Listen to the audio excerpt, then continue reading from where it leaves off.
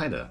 So today I'm going to be doing a video about the JET program, the Japanese Exchange in Teaching program.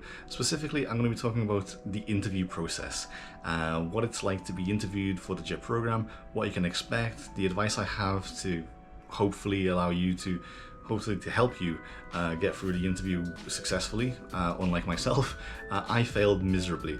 We're going to talk about the things that I think went well for me, the things I think went poorly for me, and what you can do to kind of do better than I did, right? So with that, let's start talking about the JET program.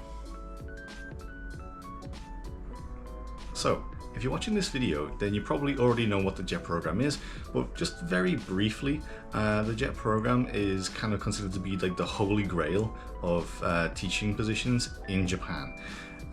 Most people who come over to Japan will be involved in some kind of teaching English and such, yeah. I wouldn't say it's everybody, obviously, but the majority of people who come over will be teaching in some degree, and the JET program is kind of like the best one to be on. It's the highest paid, it's the best benefits, it is the holy grail of teaching English in Japan, so they say.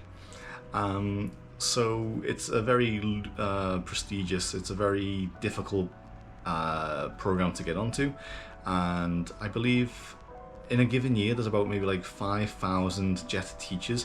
Of these, 1,500 to 2,000 will be new teachers, but the number of applications that they receive is in the tens of thousands, and so it's a very selective group to get into. It's a very selective program to be a part of, so you have to be as good as you can be, essentially, in order to get onto the program.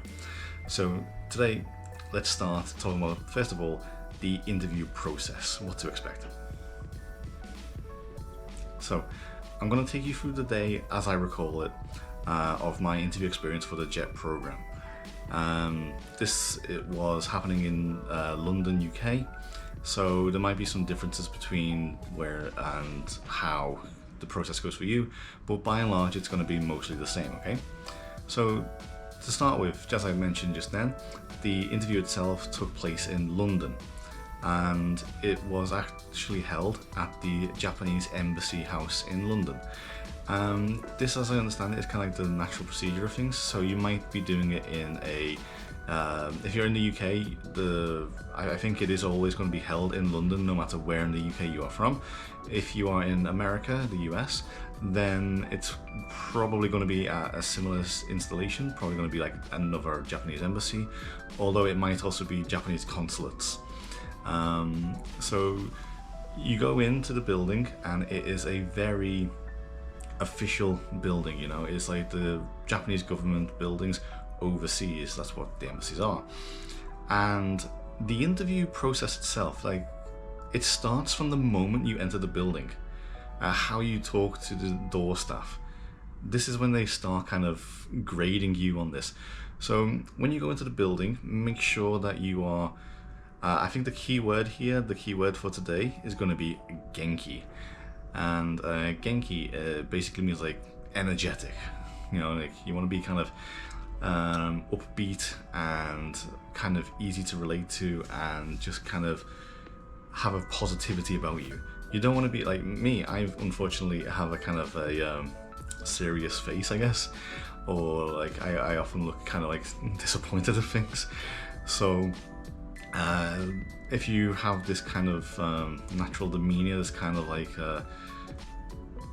aura about you, or kind of like depression, as it's been said that I have, then it is best to kind of like mask it as much as you can, because you will be graded on it for like, it is a small percentage of it, like it counts more in the interview, but you will be judged from like the moment you come in.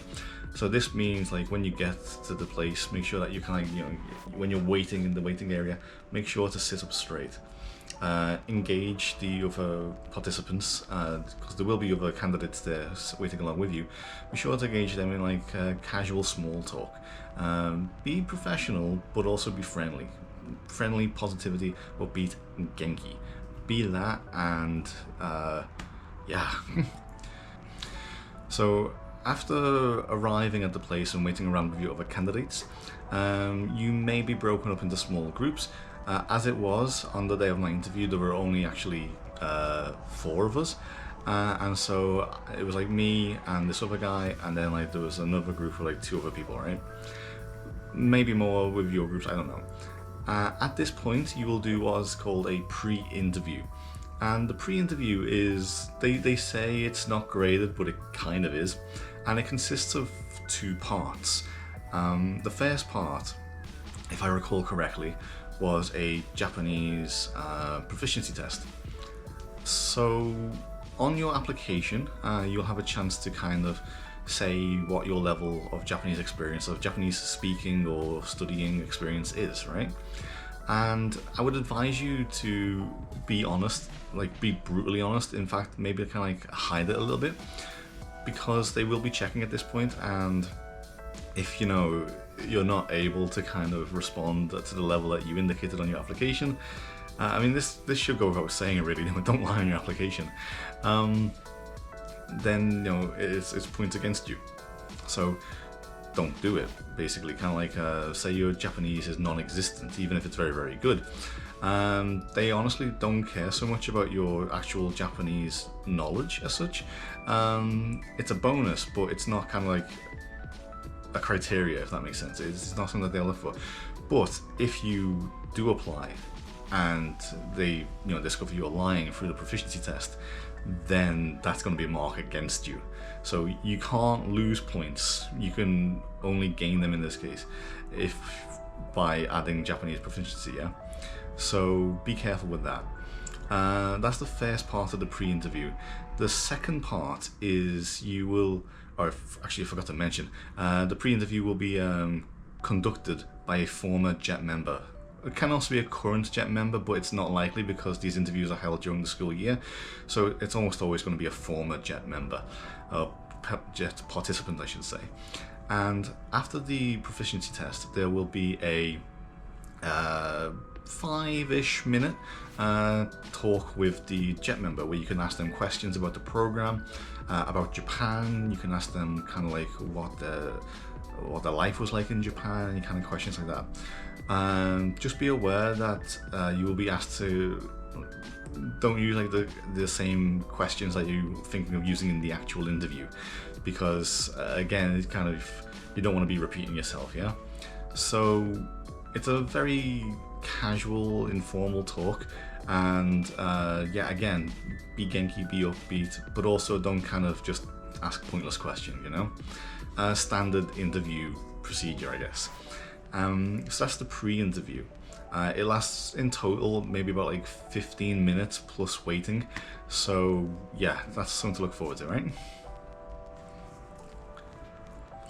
So the interview proper is divided into 3 sections.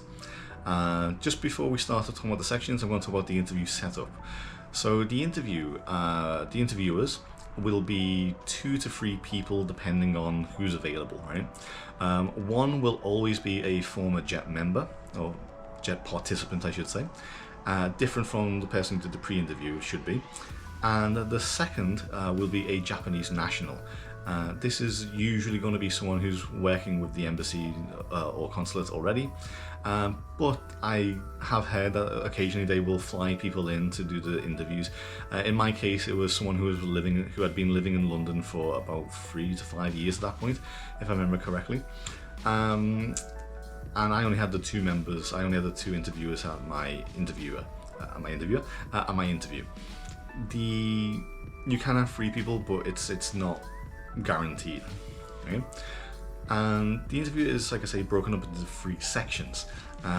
There's a kind of a standard interview section, then there is a kind of like a cultural section, and then there's the teaching demonstration section, as well as kind of like the greetings and the goodbyes and such, right? So let's break this down. The first part, the standard interview section. If you've ever done a job interview before at any company, it's the same. You know, it's like kind of, why do you want to join us? Like, what do you think you can do for us? What can we do for you? If you've done any kind of job interview before, you'll be well prepared for this, right? There's nothing non-standard about it, except for possibly a bit more positive than normal. Aside from that, it's the same as always, right? The next stage that we're going to talk about is the cultural exchange section, section 2. So section 2 will be a cultural exchange section. This is where you talk about your home country's culture, why you think it's interesting, why you think it will be interesting to Japanese students, and what you can basically bring to the table. So like, I'm from the UK, so if I remember correctly, I started talking about Shakespeare. I was talking about you know, my favorite plays, like why they're exciting, why I think they would be exciting to Japanese students, and I think this part of the interview was my strongest part. I was able to get both of the interviewers like to be really into Shakespeare, to be kind of loving the idea of learning about Shakespeare, right? I think this part of it went really well. I also talked about I've mentioned in other videos, I'm from Liverpool, so I was able to talk about soccer and football, and like music, because again, Liverpool, so I was able to talk about like the Beatles and the Merseybeat and such. This part of the interview I think went really well. The atmosphere in the room was fantastic. It was really good.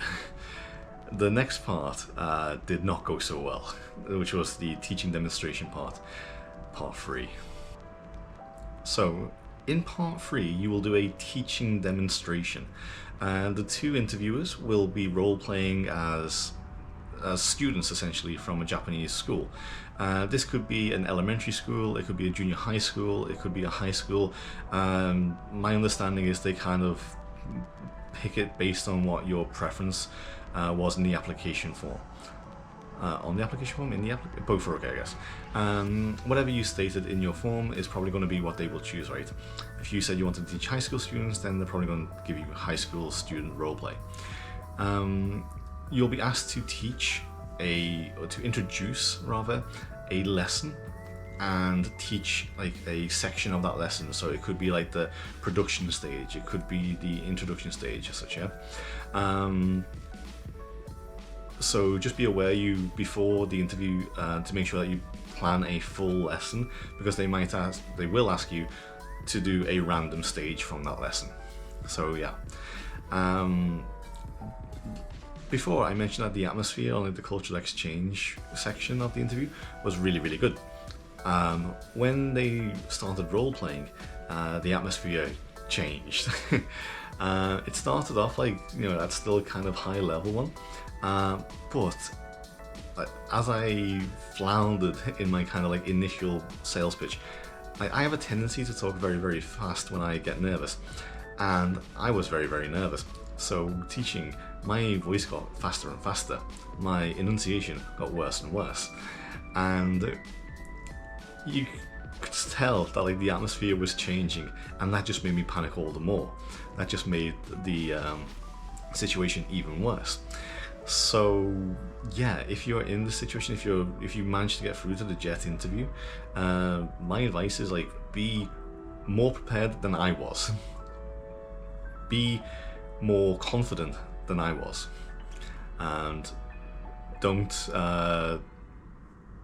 so much kind of like fall apart when you're doing the teaching demonstration. Since that, I think, a better teacher, but at the time I had very little teaching experience. I had zero teaching experience essentially, and the interviewers' reactions to my kind of really poor lesson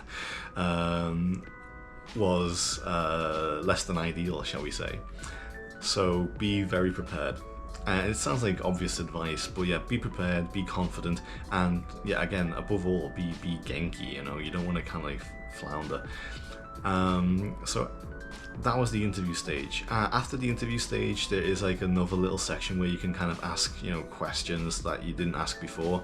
And like any job interview, make sure that you think of like some questions to ask, making sure not to use the ones that you asked in the pre-interview, because again, it's kind of like, why are you repeating, we've already given you the answers kind of thing.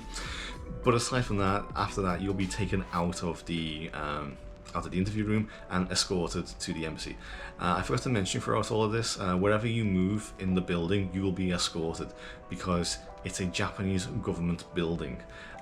It's official business, right? So it's kind of like going to any building where the security is very, very high. You need security clearances to go like behind it. You will be escorted from place to place.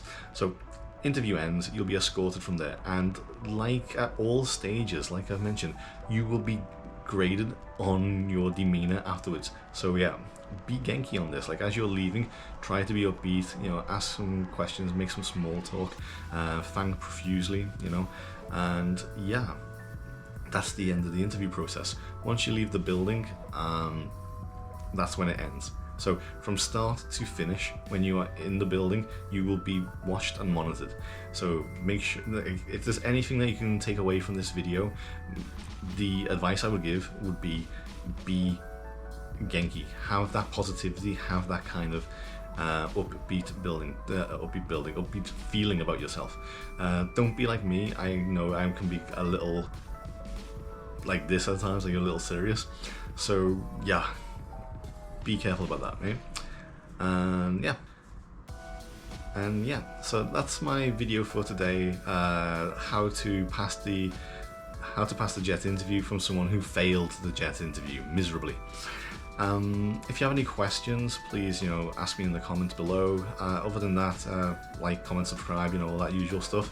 And I'll see you in the next video. See you next time.